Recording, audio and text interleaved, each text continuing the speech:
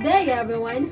We are the students of Samar National School, Grade 10 Abadador. We are here to tell you about disaster preparedness and some facts on disaster occurring here in the Philippines. Let's start.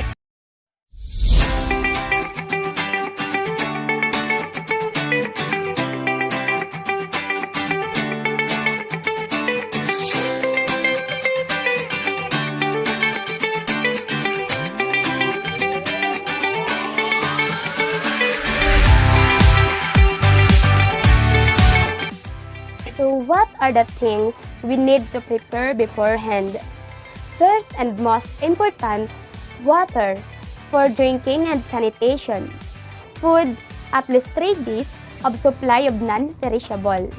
And battery-powered radio, cell phone with charger, and backup batteries for contact purposes. Flashlight, in case it gets dark.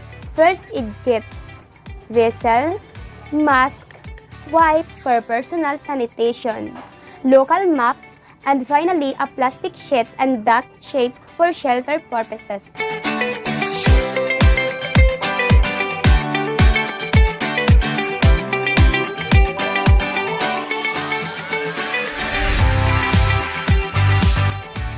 What to do before, during, and after disaster? Before a disaster, you should first create an emergency plan for your own family at home. Make sure that everything you need is easily accessible in case of sudden disasters. And also, you should be knowledgeable on what protective measures to take before, during, and after evacuation.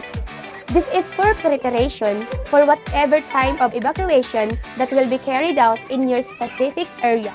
Lastly, you should mind your local emergency contact numbers to list them and place it where you can easily see them in case a disaster strikes and your family needs immediate help. The earlier you call, the faster you be taken care of rescuers.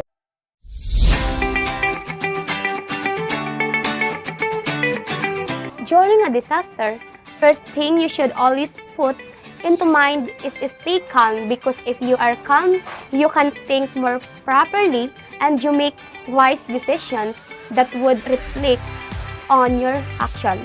Next thing you need to do is wait for further instructions and follow your area protocol on how to evacuate.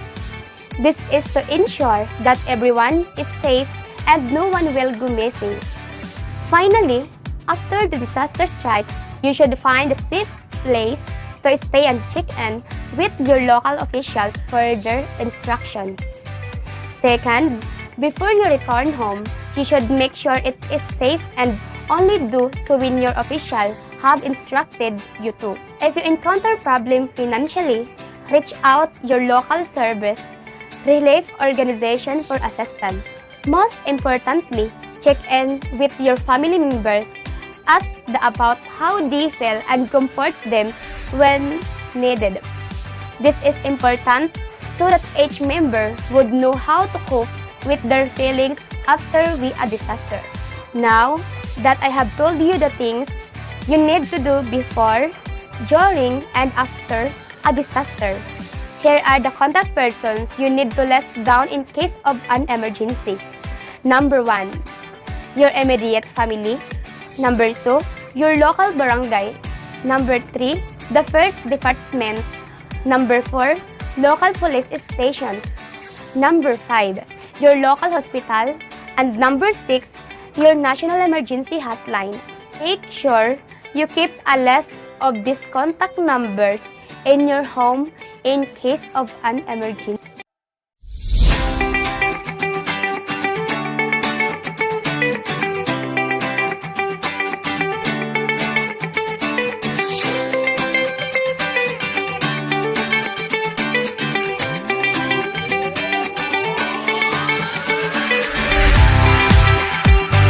I will now be providing you with some facts related to disasters of the Philippines.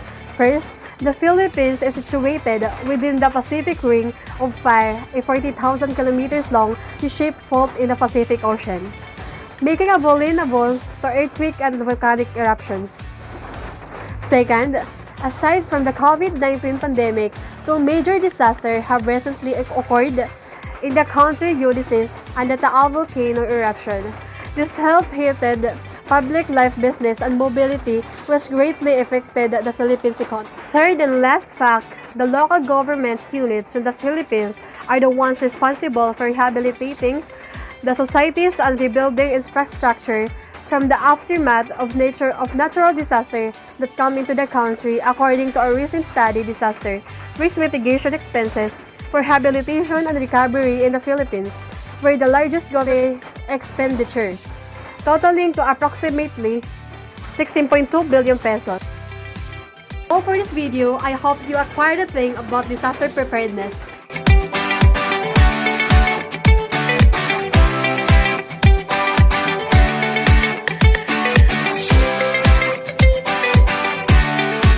So stay safe, everyone. Bye-bye. Good day, everyone. We are the students of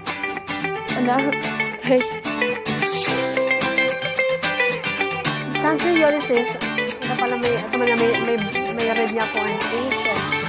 Local map at final may langaw.